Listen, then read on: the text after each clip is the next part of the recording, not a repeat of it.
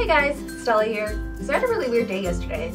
You know when you wake up and you just don't want to talk to anyone and you know that you want the entire world to just kind of disperse and you want this bubble around you? Yeah, that's what I had. I stayed in bed until 2 in the afternoon and I didn't even leave until I realized I needed stuff to make dinner with. I'm not always antisocial and I'm not always socially awkward, but the thing is, I can be. And I have these days where the pressure of needing to interact with people is I don't know. It piles up and it blows my mind how much I just don't want to talk to anyone.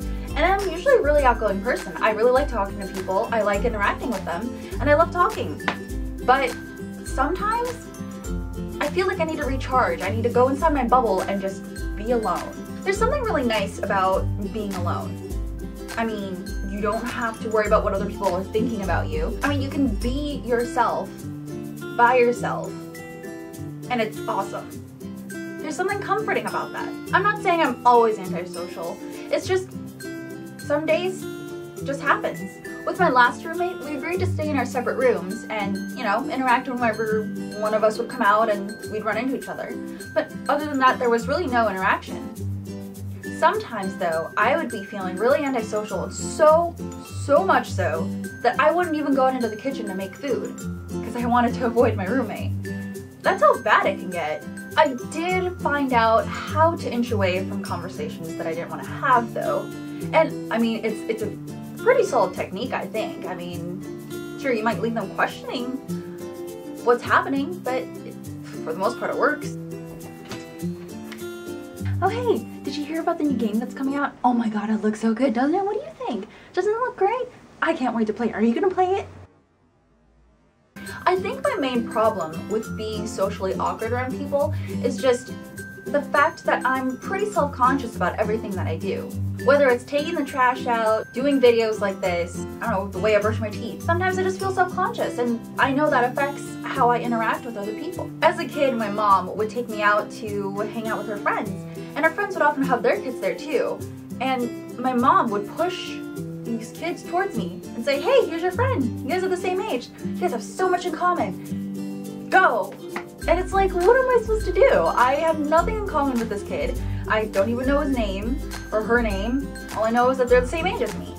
And yeah, sometimes it would work. Sometimes we would actually end up talking and have more in common.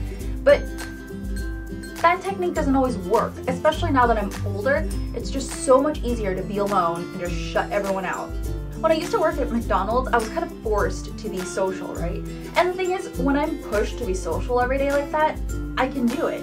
I can be social, I can go to the party and I can be really happy and I can be really bouncy and stuff, but honestly, I think the person I am inside is the super antisocial person who just could live in a bubble all alone. Yeah, it gets a little bit lonely, but that's why I have Netflix and cats. I don't know, being antisocial is supposed to be this cute concept now, and it's been romanticized and idealized. I don't think it's really a cute thing though.